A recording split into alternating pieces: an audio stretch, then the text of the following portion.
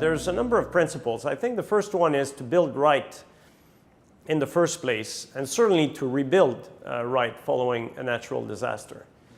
Second, building in the right place is really important. We've seen that land use planning has been an issue in many countries, certainly here in Canada, that puts too many lives into harm's way.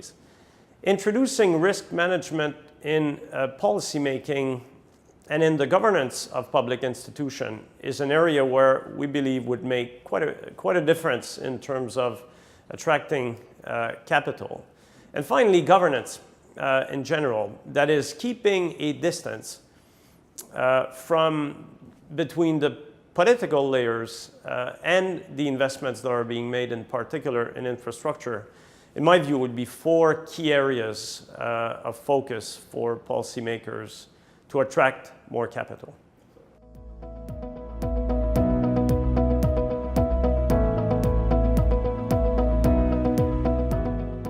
I think the best way to contribute is to build on your strengths. So if I think about what we're doing well as an industry, I would say pricing for risk so as to shape behaviors would be number one. Second, inherent in how we run our businesses is our ability to gather data at a very fragmented level, which can be very helpful to feed in the risk management process that can be used at the public or policy level. Third is emergency response. That's the business we're in. We tend to be the first to come after the first respondents.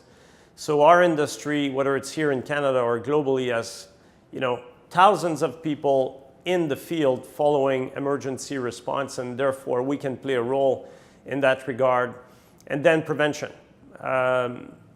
Whether it's businesses or society more broadly, don't want to have the damage in the first place. And given our expertise, our desire to grow, our information, our data, I think we can have a big influence on helping society broadly prevent the damage in the first place.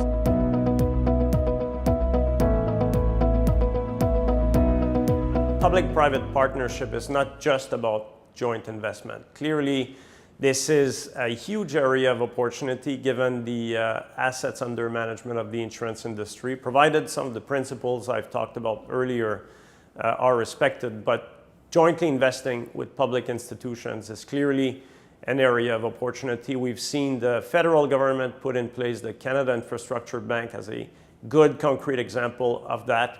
But I think public-private partnerships go far beyond investing. A good example would be risk transfer, for instance, where the resources and expertise of the industry can be involved to bridge a portion of the protection gap. There are very good examples. The big reinsurers have been pretty active on that file, and I believe that to me is a public-private partnership. Then there's risk mitigation, working with governments to adapt, but also prevent. And I think, for instance, about joint cooperation on wetland protection would be a good example of what I would call a public-private partnership. And finally, research.